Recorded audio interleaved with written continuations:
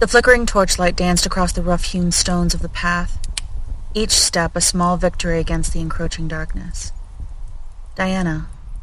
Her name was a whispered prayer on my lips, a fragile shield against the gnawing fear that had taken root in my chest since the sun dipped below the horizon. 3 days. 3 sunrises and sunsets without the sound of her laughter echoing through our small home nestled by the olive grove. The whispers started in the village. Strange music drifted from the hills, bonfires that painted the night sky in hues of feverish red and gold. They spoke of the followers of Bacchus, their revelries growing wilder with each passing moon. Foolishness, I thought. Young men and women seeking fleeting pleasures. My Diana would never. But the knot in my stomach tightened with every mile I walked. Every rustle in the undergrowth that wasn't her small hand reaching for mine. The path began to slope upwards, the air growing thick with the scent of pine and something else. Something heady and sweet, like overripe fruit and spilled wine. Then I heard it. Not the gentle strumming of a lyre or the rhythmic clap of hands I associated with village celebrations. This was a primal pulse, a throbbing drumbeat that resonated deep within my bones, shaking the very ground beneath my feet. It was a call, both terrifying and strangely alluring. Rounding a bend, the sight that unfolded before me stole the breath from my lungs. The clearing blazed with a dozen fires, their lights casting long, distorted shadows that writhed and swayed with the frenzied movements of the crowd. Men and women, their faces smeared with wine and berry juice, their hair tangled with vines, danced with wild abandon I had never witnessed.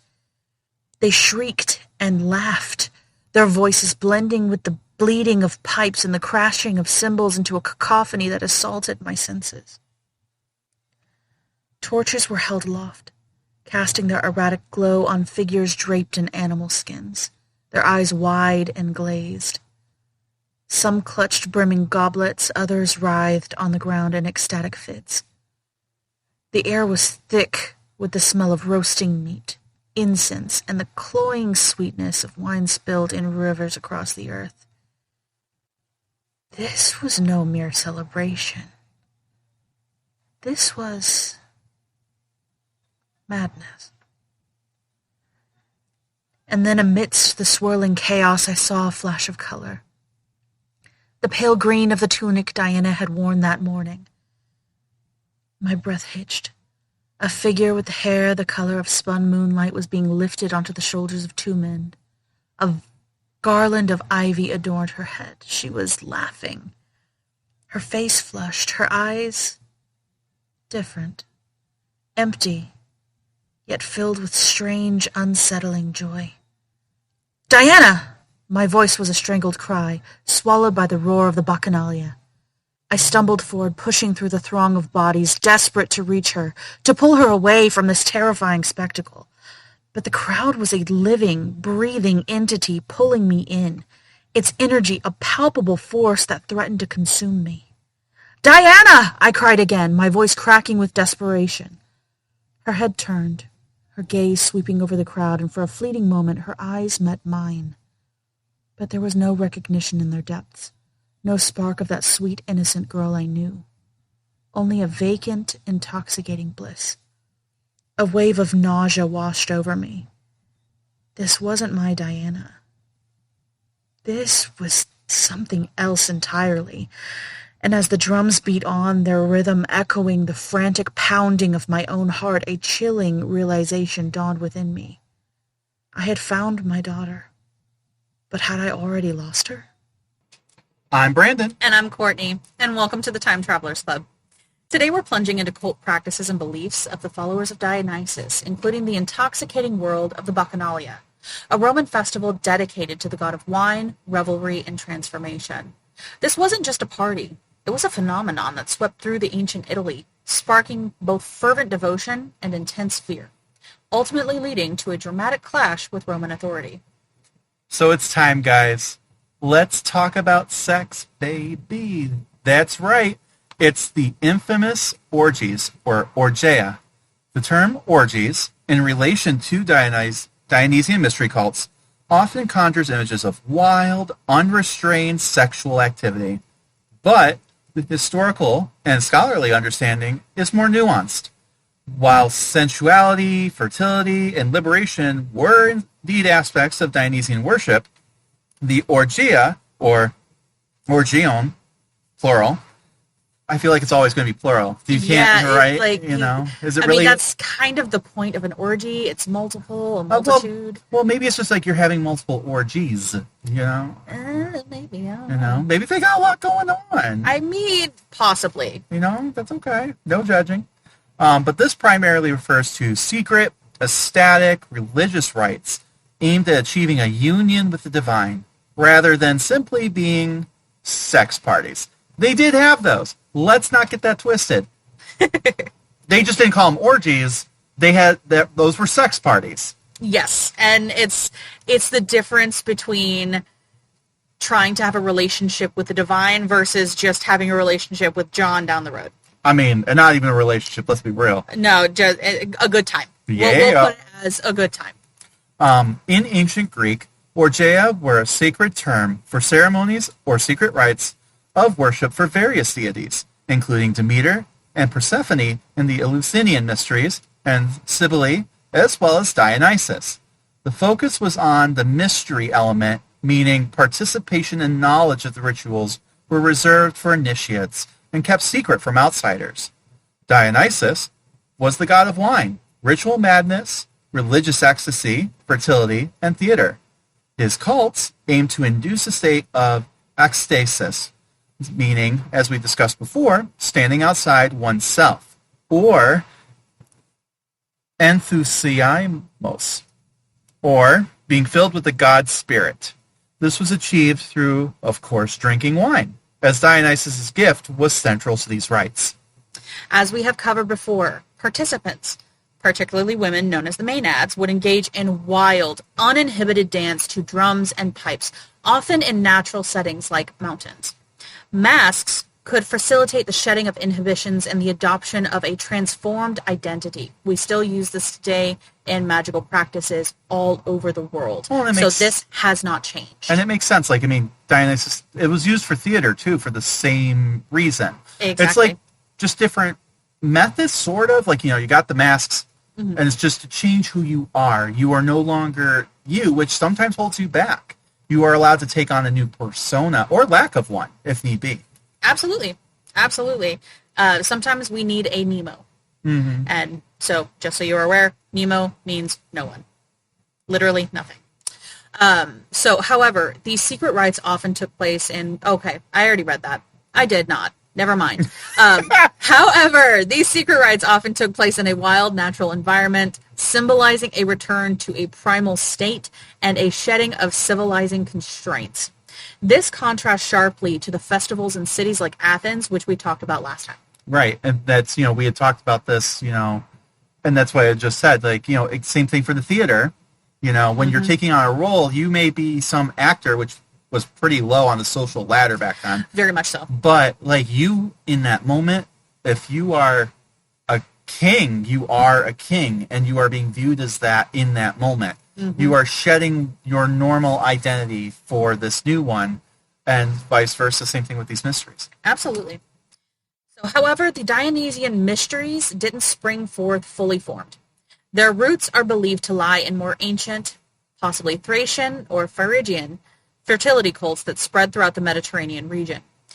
The worship of Dionysus himself seems to have been a relatively late arrival to the Olympian pantheon, perhaps explaining the passionate and sometimes unruly nature of his rites, which stood in contrast to the more formalized worship of other gods. So it was getting back to the wild, and I think these things have to go through cycles because there is a point of too civilized, too much etiquette, too much restriction. Oh, that's why Dionysus is there, baby. And to Absolutely. be fair, we've talked about this before, too. There's also, it could be the other way around, where they're invoking something much older from before. I think that maybe there's a happy medium here where yes, Dionysus existed in that context, lost something along the way, and therefore they had to look to other cultures to be re-inspired. People that they viewed as almost like noble savage. You'll see that a lot. I mean, it's a very modern term and with a specific meaning for us. But this idea of someone who was savage, it's like an innocence. Rome did it too. It's like, oh, these people, they're so noble, so great, but so savage, and we used to be like that. Let's take them over and completely ruin them. Let's civilize them. Oh, these poor things. They need us. Well, it's not even that. It's like, they're like, we admire you for these traits we used to have. Let's ruin that. Even though we just said we admired it. Like, what? People ruin everything. Right. That's like, my God. Anyway. So, initially the cult was closely tied to the cultivation of the grapevine and the transformative power of the wine. The life cycle of the vine, its death in the winter and rebirth in the spring, was seen as embodying the essence of the god himself. The intoxicating effects of wine were not merely seen as social lubricant, but as a means to break down inhibitions. Lubricant. Orgies. Damn it! I'm 11. As my other favorite podcasts like to say. But they were seen as a means to break down inhibitions, dissolve the ego, and achieve a state of enthusiasmos, being filled with the god. That's how you say that. I butchered that. It's okay. Enthusiasm. Oh, that's a weird. Enthusiasmos. Yeah. It's, honestly, I kind of like it. It's interesting because I feel like when we say enthusiasm now, we don't think of a god taking over our body. No, and the thing is, this is why I love etymology. Yeah. I love seeing where words come from specifically for this. That's because we do lose meaning throughout the centuries. That is a whole tangent for another time. Yeah, but it's funny because when we think ecstasy, ekstasos, like outer body, like euphoria kind of experience, that's still aligned, that's kosher. But this idea of enthusiasm versus oh my God, enthusiasmos, kind of have, I guess there's similarities, but they feel very different. It feels very different because if the one that we use it, are you filled with enthusiasm? That's shallow. It's shallow versus the depth that enthusiasmos But has. interesting that you said, are you filled with enthusiasm? Are you then? Oh, look at that. Gotcha. So over time, the Dionysian cult evolved and absorbed elements from other mystery religions, such as the Orphic Mysteries, and even syncretized with deities in other regions, like the Egyptian Osiris. This fluidity and adaptability were key to its widespread appeal.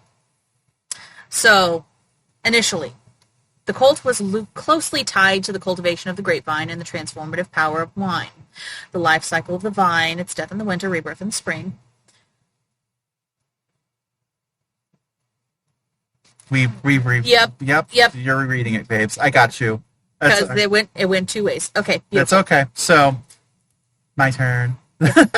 So, Dionysus was also undeniably associated with fertility and sexuality. Phallic processions, aka the penis parades, the infamous penis parades, featuring large representations of the phallus, were part of some Dionysian festivals, such as Roman Liberalia. This was linked to agricultural fertility and the renewal of life. Sowing your seed, you might say. Indeed. Mm-hmm. Unlike the other religious cults in Greece and later Rome, his cult specifically appealed to marginalized groups such as women, slaves, and non-citizens, as it offered a temporary inversion of social roles and release from social norms, like we were talking about earlier. Exactly. Right. So a king could become a pauper, and a pauper could become a king. Correct. This included liberation from inhibitions, because you're not bound to your social role, which could certainly encompass sexual expression. Why am I stumbling? It's okay. It's okay. We do that. It's all right. While sensuality and the breaking of taboos were present, direct evidence of widespread, unrestrained sexual orgies, as we might define them today, is debated among scholars. Roman accounts, particularly that among Livy, regarding the Bacchanalia describe rampant sexual promiscuity and criminal activity. Something you guys are going to realize about the Romans, though, they had a stick up their butt. Most of them did. The ones talking about this did not have a reason to talk about this positively. So they were often exaggerated and biased. They were written during a time when Roman Senate was actively suppressing the cult due to perceived threats to public order. We see this today, guys. Anyone who talks about social change or trying to do beneficial things for your community through the government are communists. Or propaganda started here. It is a very, very powerful thing, and it is still used today. Yeah, it's like it's just showing you, and I think it's always been there, but it's like as we were able to write more, and like as we get closer to some, time-wise to something, like there's just more of those records, and we can see it a little bit more apparently.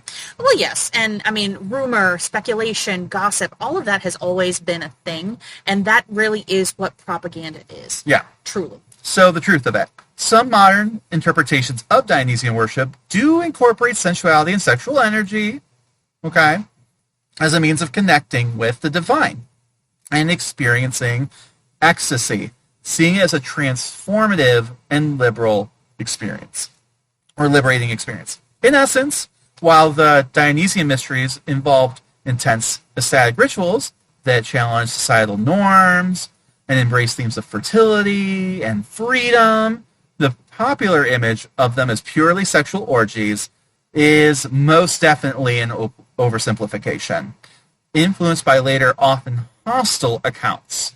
This primary goal was a profound, transformative, spiritual experience of the union with the God. And I'm sure there was like this bonding between souls and people too, like, right? We shared an experience, together. Yeah. And that's something that you don't share with other people. No, you don't. Right. So being at a Dionysian mystery cult ritual would have been an overwhelming, transformative, and deeply sensory experience, very different from typical religious practices of the time. While specific rituals varied across regions and time periods, and our understanding is based on fragmented accounts and archaeological evidence, here is a reconstruction of what it might have been like. The atmosphere would be charged with anticipation. There were mysteries, meaning that they were secret rites for initiates. The journey to a ritual site, often a remote mountain or cave, would itself be part of the experience, leaving behind the ordinary world and its constraints. There would have been a heavy sensory immersion at these. Drums, timpana, pipes, auloi, and other instruments would create a hypnotic, driving rhythm. Mm-hmm. The air would vibrate with the collective shouts of Ioi, Dionysus' name, ecstatic cries and singing that built to a crescendo. Torches would flicker and sway in the darkness, casting dancing shadows. So even the air around you, the environment around you was dancing with you. And I'm reading that oi, and I'm thinking, oi! And I can't. Stop. I can't help but point that out, guys. Damn it. So every time you do that, you're praising his name. Praise Dionysus.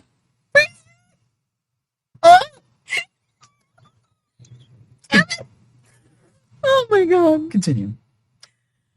So, participants might wear masks, further blurring identities and inviting a sense of transformation. In some accounts, fawn skins and ivy wreaths were worn, connecting them to the wild nature of the god. The scent of wine would be pervasive, along with possibly incense, pine needles, or the earthy smells of the natural environment. Wine often mixed with other substance.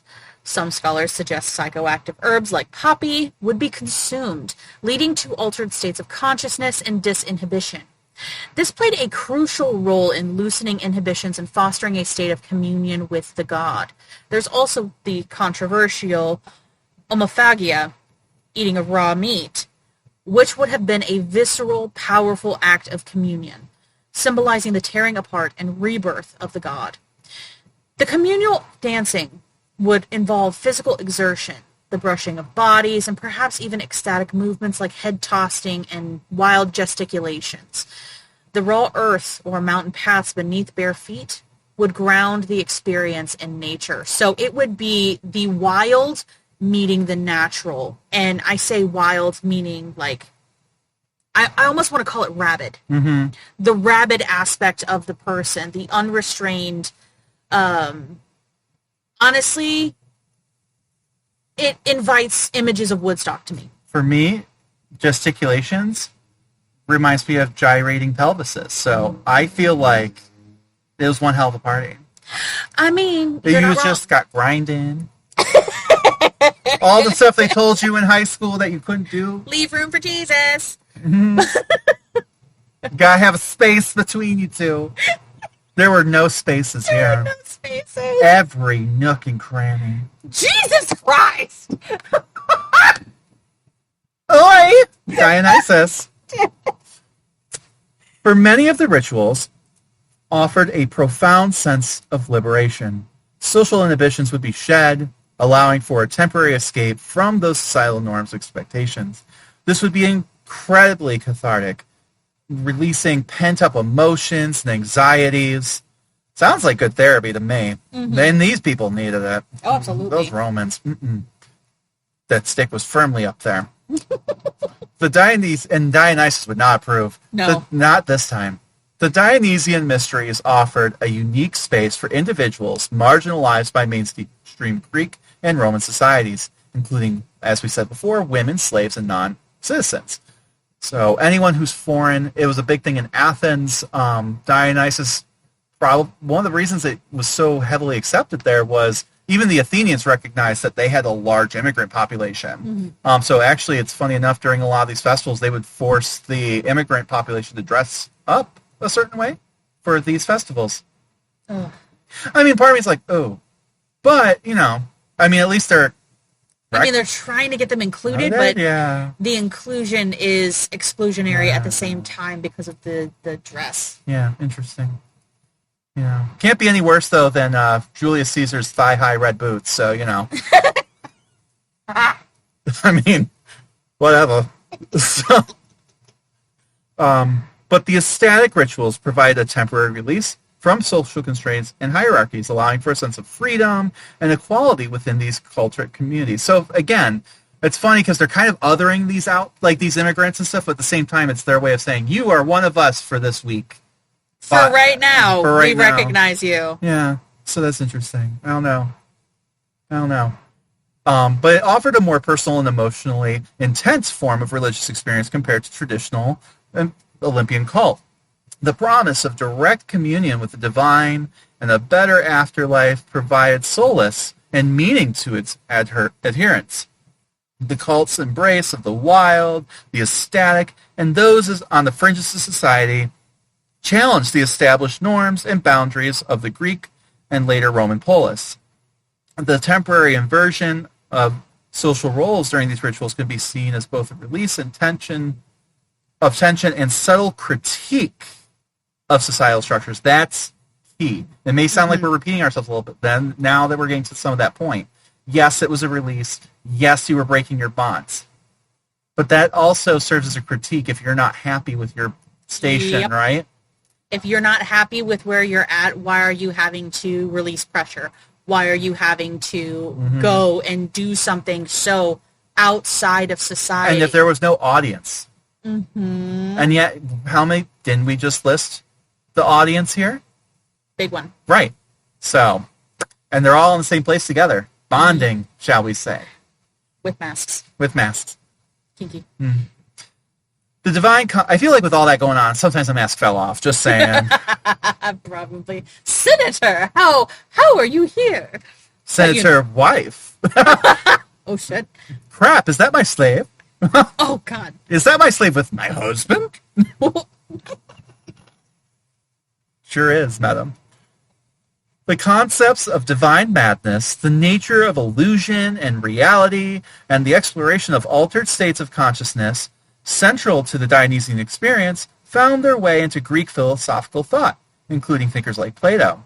Some scholars suggest possible influences of the Dionysian mysteries on later religious movements, including Gnosticism and early Christianity, particularly in the themes of death, rebirth, and spiritual communion. Love Gnosticism. Definitely something I want to deep dive into. So as we stated earlier, the central aim was to achieve ecstasis, literally standing outside of oneself, a state of altered consciousness where one transcended their ordinary self. This was often described as enthusiasmos, being filled with the god spirit. In this state, participants might feel possessed by Dionysus, experiencing a merging with the divine. The intense, repetitive movements, the wine, and the collective energy could lead to a dissolution of individual identity. You stop that. There's certain repetitive movements that helps. He was gesticulating. It's got a good rhythm. What can I say? This loss of self was not seen as a negative, but a path to a deeper, more primal connection. You have to think everything, all the rules of society, everything feels so shallow, just like we were talking about with enthusiasmos. It feels so shallow that you are searching for depth. You can no longer take the drip drop of connection that is given to you by the traditional Olympian temples, because that has been so regulated and so over regulated. Right. You have like your 1 minute you're dancing with your husband or boyfriend or whatever, but you have to have like that, 5 finger spaces between each other. And now you are balls deep with your slave Narcissus. Yep. And like it's a much deeper connection, shall we say, I mean, like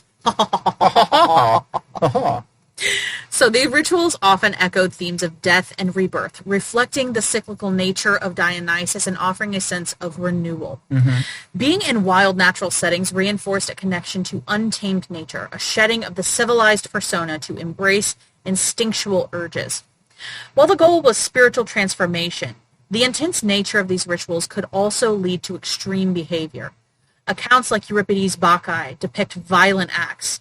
Though these are literary and potentially exaggerated, it's important to remember that such extreme expressions might have been rare or confined to specific, highly charged moments rather than the norm for every initiate. Oh yeah, like if your town's ripping people apart every time this happens, you're not going to have a town, guys. No. And you have to figure where there's smoke, there's fire. Right. So these kinds of things don't just come out of nowhere. Yeah. It happens. Yeah, you can't always have like the king torn apart by their mom like that. Just like every time there was a ritual, and these are going on even if they were going on annually, man, you're going to run out of people real quick. You absolutely would. So the orgies often associated with Dionysus were primarily about the ecstatic communal ritual, the orgeia, and the symbolic breaking of boundaries, rather than simply being a free-for-all sexual activity. While sensuality and fertility were certainly present, the focus was on transcending the mundane. In essence, being a Dionysian mystery cult ritual, or being at a Dionysian mystery cult ritual, would have been an immersive, visceral, and emotionally charged experience designed to shatter the boundaries of ordinary consciousness and facilitate a direct, ecstatic encounter with the divine. It was a journey into the wild, untamed aspects of both nature and the human psyche, ultimately aiming for liberation, transformation, and a profound sense of communion. But it wasn't just all orgies and drugs, guys. There were many other, I don't know if I would say family-friendly, but, not orgy-related activities you could participate in. One example is the mountain processions called Thiasoi. Here, groups of devotees, often led by women, known as maenads, or playing the role of maenads, or bacchantes, as they would be known later, would gather and process into the wild, mountainous regions. Perhaps one of the most immediate images that comes to mind involves the manic dancing of the maenads. These, of course, are based off the real-life dances performed during these rituals by both religious leaders and their followers. Rhythmic and often wild dancing was a crucial element believed to lead to those altered states of consciousness. Spinning, shouting, and other trance and hip gyrating and other trance-inducing techniques. And now I've got a real bad image of my head with that. You know, you have to realize they're probably doing this in the nude, and if they're gyrating, there's some other hypnotic action going on. Helicopter. I'm just thinking like tick tock, clap, clap, and you're like a helicopter. Oh my god, we're not cutting this. No, we're not. That's also spinning, I suppose. Anyway, these techniques were employed. The association of Dionysus with theater is well known. Masks were used in rituals, allowing participants to take on different identities, blurring the lines between human and the divine. Then there were the secret rites themselves that differentiated all this from the more public rituals and worship. The Dionysian mysteries involved initiation rituals that promised secret knowledge and a blessed afterlife. These rites were often held in a private setting and involved symbolic acts of purification and sometimes dramatic reenactments of Dionysus' myths. I'm, again, just imagining the tearing people apart scene. I kind of want to know how they did that. A puppet, more likely. Or a straw man. Or a local senator. That too. Oh, maybe we need to bring that back. The myths surrounding Dionysus, his birth, death, and resurrection were central to the cult. Initiates may have ritually reenacted or symbolically participated in these myths, fostering a sense of identification with the suffering and triumph of the god, blurring the lines between human and divine. Again.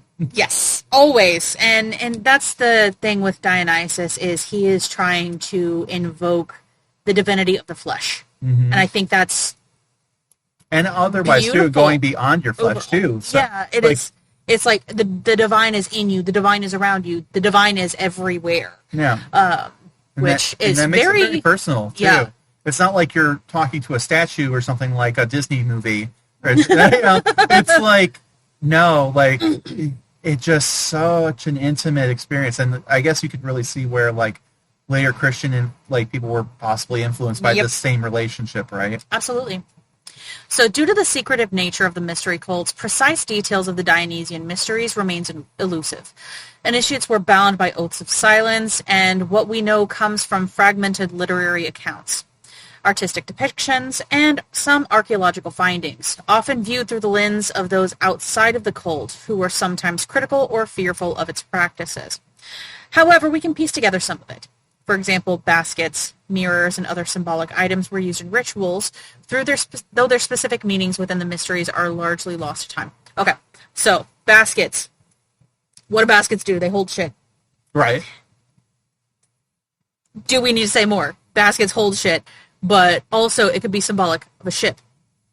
He does a lot of traveling. He does a lot of getting from column A to column B, or point A to point B. You need baskets too. Like, think about the concept of like grape gathering. Exactly. It's still, even today in France, like you'll see like, people who have like these big vineyards, right? And I'm sure there's some modern mechanization involved, but they are waiting till the right to the point where they're going to go bad if they stay on that vine a minute longer. Mm-hmm. They're so soft, and you have to be delicate. It's not a process you can really autonomize or make it by hand. And therefore you put them gently in baskets, and you carry those baskets. It's exactly. Yeah. And then mirrors.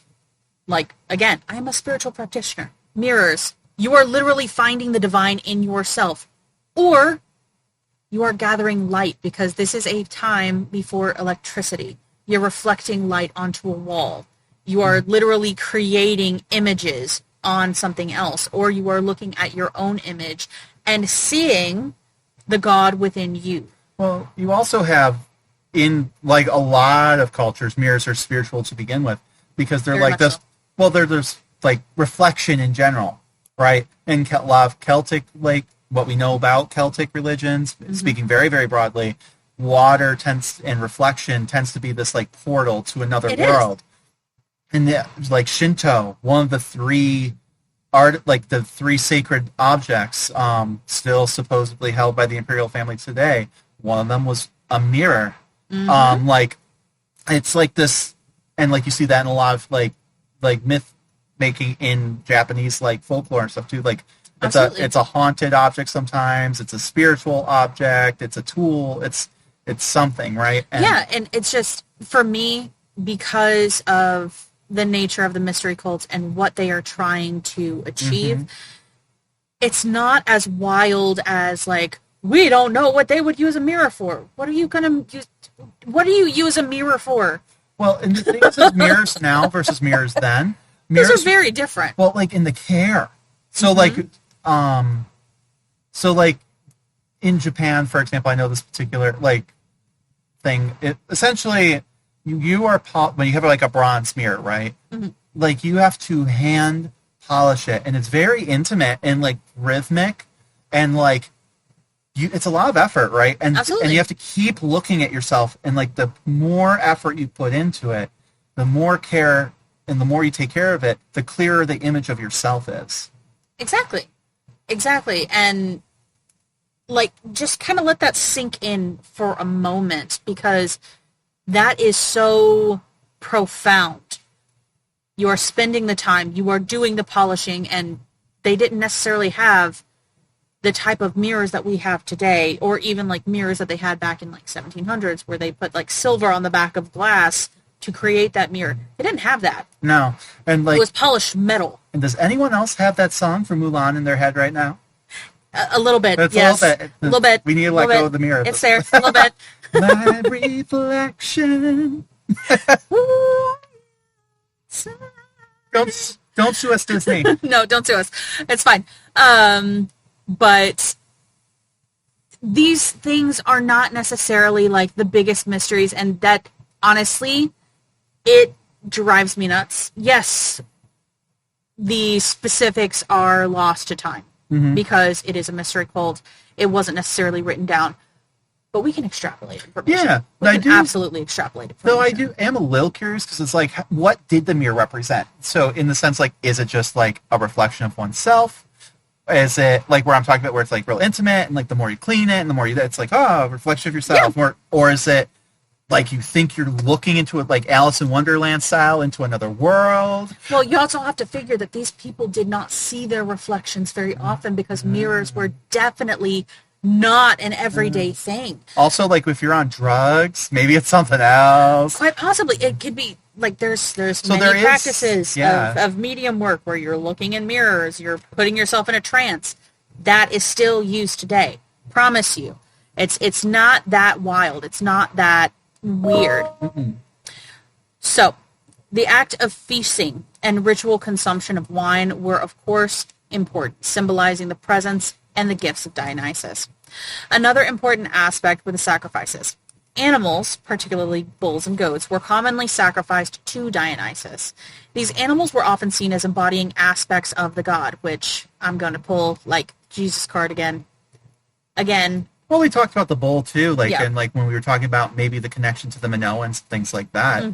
I mean, and then again, Daddy Zeus took on the form of a bull to get with a lady. Absolutely. Yeah. It's not necessarily like the form of the bull itself. It is more so they were sacrificed because they embodied the god. Yeah. But like also like bulls and cows and things, they're an animal that you have to be prosperous, to own one, but like to maintain it, you have to, like if you have a bad drought, especially back then, it's not like you have like reserves of like food you can go get at Tractor Supply or something. I don't know where you farmers get your excess. I'm just saying, like, you know, but like it's like a symbol. Like if you're able to have this very healthy, large, powerful animal, then like that's a sign of your, not only your wealth, but the area's prosperity and fertility too. Absolutely. So praise Dionysus.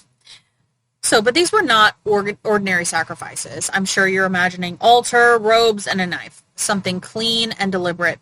But a particularly striking and controversial practice associated with the more ecstatic forms of the cult was sparagmos, the tearing apart, and omophagia, eating raw flesh. In a frenzied religious state, the Maenads were said to tear apart live animals with their bare hands and consume the raw flesh. This ritual was likely symbolic, representing the dismemberment and rebirth of Dionysus in myth and aimed at achieving a powerful communion with the god's raw, untamed essence. So this was probably not family-friendly activity. Definitely not. Though I do have the image of now these like rabid children tearing into like a cow.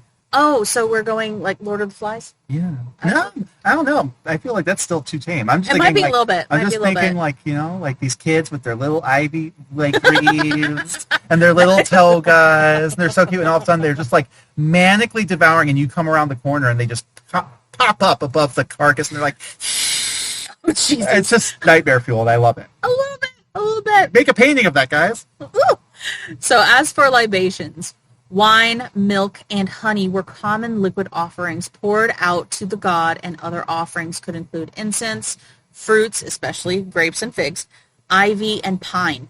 Mm-hmm. It's important to note that the more extreme practices like sparagmos and omophagia are primarily known through ancient literature, such as Euripides' play The Bacchae, which may have exaggerated these elements for dramatic effect or to critique the cult.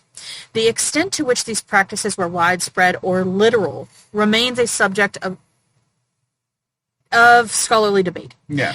The sacrifices and practices within the cult of Dionysus were ultimately about transcending the ordinary, achieving a direct experience of the divine, and connecting with the life-giving and untamed forces of nature embodied by the god of wine, ecstasy, and liberation. Yeah, it's nice. It's not just all sex parties, guys. No, it's not all sex parties, and it had so much more. Yeah. And don't get me wrong, the sex parties were great, I'm sure, but like there was more to it. So now we're going to move on to Bacchanalia, specifically. So, which is, Bacchanalia existed, it probably would have been known as such in Greece, right? People have this like misconception that Bacchus and Bacchanalia are like a Roman thing. Mm-hmm. They were just taking that particular aspect of Dionysus, and that's just kind of what they called it. But in this context, when we say Bacchus and Bacchanalia now, we are speaking more from the Roman perspective, so that we're not getting it twisted. So at its heart, the Bacchanalia honored Bacchus, the quote-unquote Roman counterpart of the Greek god Dionysus. Again, technically he had both names in Greece, but both deities embodied the potent forces of nature, the intoxicating power of the vine, the cycle of fertility, the liberating influence of the ecstatic dance, and theatrical expression. Dionysian mysteries in Greece provide the foundation for the Bacchanalia, initially appearing as localized and perhaps more controlled celebrations, often associated with female worshippers known as Bacchanettes, or Maenads again, figures we often imagine in a state of wild and divine frenzy. So again, like pretty much they were just taking those practices, and they were smaller scale because again, like the Dionysian mysteries we have to think are like more like Athens, so you have like a larger city-state, and like members within that society are participating, whereas this is a little bit more rural at this point, you know, because in Rome, yes, Bacchus, Dionysus was actually a foreign imported god, you know, so it depends on the part of Italy you're in. There were Greek areas that were colonized, but I digress. The early forms of Bacchanalia seem to have been relatively private affairs, possibly involving specific families or small communities. Again, like I was talking about, maybe those Greek colonies or people with a Greek background, right? Trying to maintain that connection to the motherland. Historical accounts suggest that women held a prominent role in these initial rituals, which is kind of nice. It's refreshing. However, as the cult of Bacchus spread and gained popularity through the Italian peninsula, the nature of Bacchanalia underwent a significant transformation. It evolved from these smaller, perhaps a more solemn gatherings into large-scale, multi-day events characterized by unbridled revelry. Kind of like, you know, Coachella. Oh my gosh, that honestly is a fantastic... Or Burning Man. Burning Man? Yeah. I mean, like, it's like one of those things like, I don't want to say Burning Man. That's probably the closer one, because it's like, you know, everyone knows like about Burning Man, and everyone has this idea of what Burning Man is in their head, and you know, and it's wild, raucous nonsense. But like, it started as a much smaller thing before that, you know, And like it was just like kind of like mini Woodstocks almost. Pretty much. And then it became this huge thing. So, but the Bacchanalia was more than just eating and drinking. Central to the rites were ecstatic dances, believed to, again, facilitate direct connection with the divine. And as wine flowed and the music intensified, inhibitions would dissolve. Participants would lose themselves in the frenzied movements, their bodies becoming instruments of devotion, entering trance-like states where they believed they were possessed by the spirit of Bacchus himself. These experiences were seen as transformative, offering a temporary escape, again, just like the Greek counterpart, from the mundane and the communion with the powerful life-altering forces. The atmosphere was, of course, charged with a sense of liberation and communal ecstasy. This is where it kind of breaks away. Mm-hmm. Okay? The core is there. And like in the Greek communities, I'd almost say it was more of like a reaffirming connection, right? Like the connection's there and we're just bonding that even more, right? Yes. This is all the disenfranchised people of Rome. That's dangerous. Getting together and remembering who put them there. That's a little liberation, dangerous. Not like freedom of my daily bullshit. It's freedom of the daily bullshit. Like all caps. Right. I'm not saying it didn't happen in Greece. Clearly there's myths that kind of reflect that. But they seem to have a more, I mean, I don't want to say healthy relationship, but like, I guess one that didn't cause the government to fucking worry, I suppose. Right? Or as much. As much, right. So at least they made it like official, like, hey, rather than fight it, let's just make this like a fun festival every week, guys. Let's Then make happens. this a thing. Yeah. You know, like a vent. It was a good vent. A state-organized vent. You have to have something like that. Right. And, like, Rome really didn't. Because it was all about... Like, the patriarchy was hard and horrible and strong, and there was a lot of social injustice in ancient Greece. Athens is portrayed as the home to democracy. Democracy for who? Not if you're foreign. Not if you're a lady. Not if you're a foreign lady. Nope. Not if you pull. At certain points, you couldn't even be poor. You had to be landowning, too. Mm-hmm. So it was very, very small. And freedom's for me, but not for thee. And it was also sometimes conditional because they did at times take it away, expand it and contract it. So, I mean, but there were always certain groups that absolutely never got it. Yep. And it didn't matter if you're a woman who, clawed her way to the top and owned her own businesses. Despite everything, you would never get a say. You always had to work through someone else. Yep. And if you were a foreigner who, like, really did well, expanded his business, had all the connections to all the highest-ranking people in Athens. Didn't matter. You, and even your children, would never get it. Never. You weren't even working for your children at that point. Nope. So, like, we have to remember that too. However, in Rome, like, in Greece, you were at least sort of allowed to be yourself. Yeah. You could be a sensitive guy and that was okay. I mean, like, within reason, I guess. It was still toxic. But in Rome, they cranked that up to an 11. Like, you could not show weakness. You could not show, like, you couldn't get, a Greek guy getting drunk. That's just a symposia, guys. You got blackout drunk and did some stuff you regret. That's a good story.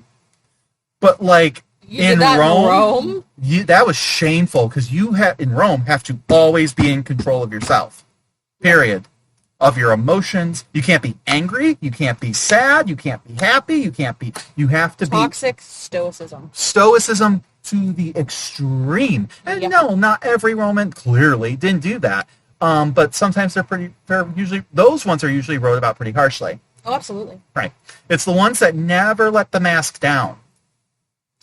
And that honestly is like a shaken Coke bottle. It will create more and more pressure over time, and you will end up bursting. Exactly. In a bad way. So, with that being said, social hierarchies in these Bacchic rituals seem to melt away. as individuals from different backgrounds came together in shared devotion. The wearing of masks further contributed to this temporary suspension of societal norms, again, allowing participants to shed their everyday identities and embrace the wilder aspects of themselves. The sense of freedom and unity was undoubtedly a powerful draw for many, contributing to the rapid spread and increasing popularity of Bacchanalia. However, this very intensity and secrecy began to raise alarm bells within the Roman establishment. As the scale of the Bacchanalia grew, so too did the rumors and anxieties surrounding it. Whispers circulated about the clandestine nocturnal meetings, the violation of traditional Roman morality, and even the orchestration of political conspiracies under the guise of religious ritual. If you are seeing shadows everywhere, that means you are a bad person. Sorry. I mean, to be fair, they had every right to, because these were actually absolutely happening. I mean, it was, but at the same time, if you are sitting there, and honestly, this very much reads like the Red Scare. Mm-hmm. Communists everywhere! Oh my God, the communists are coming to get us. Like, protect your children. Like, what are your sons doing? Like, there was a lot of that. Yeah. And, where are your children? Well, there is a lot of that. There's a point where a senator gets very concerned because he does find out that his supposed, like, son, who would never, was at this and actually taking advice and, like, being swayed by the head priestess, a woman telling his son what to do and thinking he was listening to her. And like, oh my God. Never. Right. Would never. So the secrecy surrounding the rites fueled suspicion and fear among the ruling elite. In 186 BC, these anxieties reached a boiling point. The Roman Senate, deeply concerned about the potential for social unrest and the erosion of Roman values, launched a significant investigation into the Bacchanalia. The accounts that emerged, whether entirely accurate or embellished by fear and prejudice, painted a picture of widespread licentiousness, criminal activity, and a dangerous challenge to Roman authority. We have to kick out these immigrants because they are drug dealers and rapists. And like they are stealing jobs and they're ruining the culture that is America. I mean, of Rome. Of Rome. I mean. That's, again, why we have to justify these actions. And you have to do it in a way that's universally, like, everyone would agree is a bad thing. Yep. There's no proof of it. It's just, again, who was the winner? Exactly. Livy, the famous Roman historian, provides a detailed account of the Senate's crackdown, highlighting the perceived threat to the state. The Senate's response was swift and decisive. A decree was issued that severely restricted Bacchanalian practices. Large gatherings were forbidden, and the number of participants was strictly limited. Sounds like COVID, actually. Sounds like fascism. It does, very much so. So while the worship of Bacchus wasn't entirely outlawed, recognizing the deep-seated religious sentiments, the wild, ecstatic, and secretive nature of the Bacchanalia was systemically dismantled. The crackdown serves as a stark reminder of the Roman state's commitment to maintaining order and its suspicion of religious practices that seem to operate outside of its control. The suppression of the Bacchanalia marks a significant moment in Roman religious and social history.